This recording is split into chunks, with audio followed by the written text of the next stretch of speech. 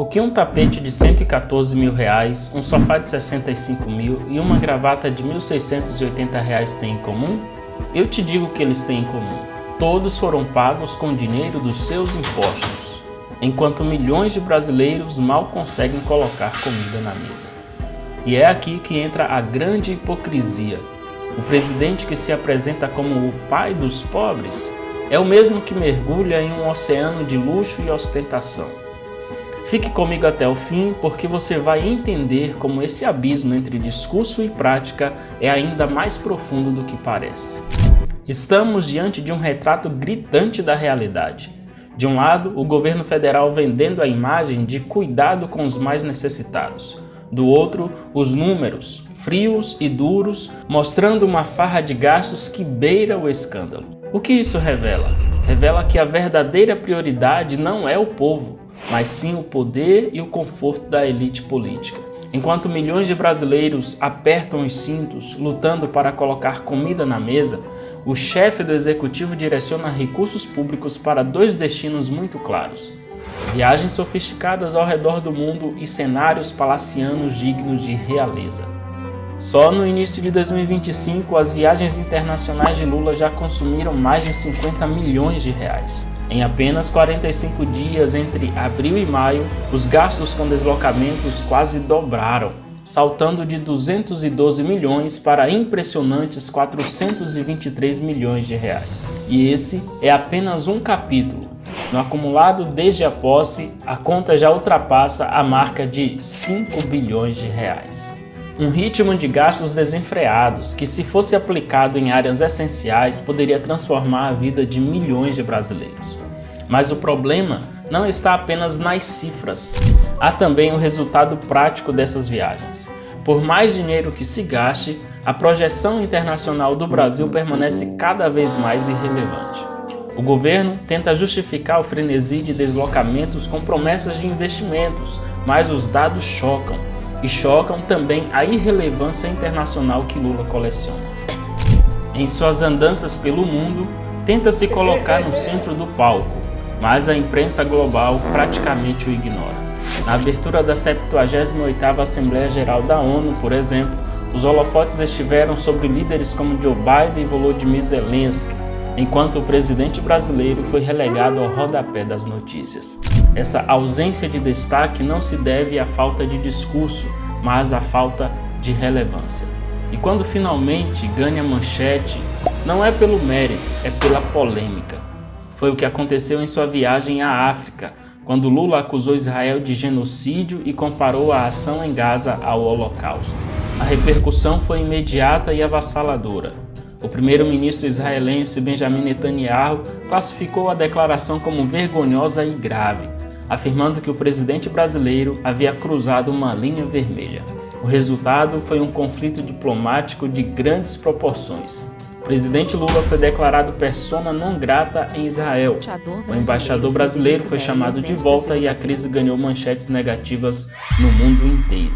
Especialistas em história e diplomacia qualificaram a comparação como um erro gravíssimo, sem respaldo histórico e prejudicial à imagem do Brasil como mediador. A embaixadora dos Estados Unidos na luta contra o antissemitismo classificou as declarações como antissemitismo claro, enquanto a comunidade israelita do Brasil repudiou a distorção perversa da realidade.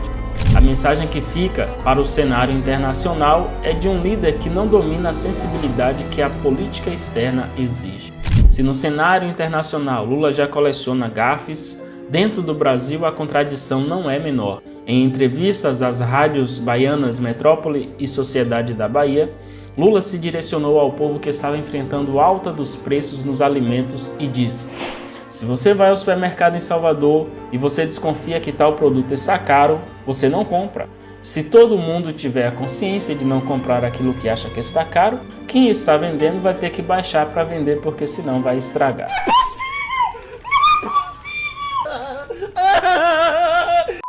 No entanto, um dia antes de dizer ao povo para não comprar produtos caros, Lula foi visto ostentando uma gravata da grife Louis Vuitton, avaliada em mais de R$ 1.600. Uma imagem simbólica de um abismo entre discurso e prática, revelando uma desconexão alarmante com a realidade da maioria dos brasileiros. Mais do que isso, evidencia a insensibilidade de alguém que insiste em posar como defensor dos pobres, mas que age com empáfia e soberba dignas de causar indignação. Que vocês vão voltar a comer picanha outra vez, porque a carne vai baixar. Essa incoerência que já salta aos olhos em detalhes aparentemente pequenos, ganha proporções ainda mais graves quando analisamos os gastos da própria estrutura de poder. Enquanto o país clama por investimentos urgentes em saúde, educação e segurança, o Palácio do Planalto, o Alvorada, a Granja do Torto e o Jaburu receberam um verdadeiro banho de luxo. Mais de 26 milhões de reais apenas em 2023, gastos com reformas, móveis e utensílios. Entre os itens, um tapete de 114 mil reais, um sofá de 65 mil e um piso mais macio e confortável na Granja do Torto por 156 mil reais. Tudo pago com o dinheiro de quem luta para sobreviver com o mínimo. E não para por aí. Mais de 14 milhões foram reservados apenas para a manutenção desses palácios, garantindo que o conforto presidencial continue intacto, mesmo diante da pobreza que assola tantas famílias brasileiras. Questionado sobre as críticas, Lula respondeu em Paris: "Eu não sei quanto estou gastando porque não cuido disso, mas sei o quanto estou levando de volta para o Brasil." O pessoal fica, Gula, você só viaja, Gula, você só viaja. Uma tentativa de mascarar cifras exorbitantes com promessas de 100 bilhões de dólares em investimentos franceses. Promessas vazias que, como tantas outras, permanecem no campo da retórica. Este é o retrato de um presidente que perdeu a sensibilidade social, que exige que o povo economize, mas autoriza para si mesmo luxo e regalias. Um governante que fala em austeridade, mas vive em uma torre de marfim cercado de privilégios pagos por quem mais sofre, o trabalhador brasileiro. Mas eu gosto de uma cachaçinha. Esse é apenas um dos capítulos de uma história que precisa ser contada por inteiro. E é por isso que eu preparei para você este vídeo, onde revelo o escândalo de nepotismo no governo envolvendo as esposas de ministros de Lula. Vale a pena assistir. E se você quer continuar acompanhando mais conteúdos como esse, se inscreva no canal e ative o sininho para não perder nenhum conteúdo. Curta, comente e compartilhe para que essa informação alcance mais pessoas. Te vejo no próximo vídeo. Quando alguém estiver desanimado, eu tô cansado, eu perdi o emprego, não vê aumento de salário, pense no Lula. E pense no Lula.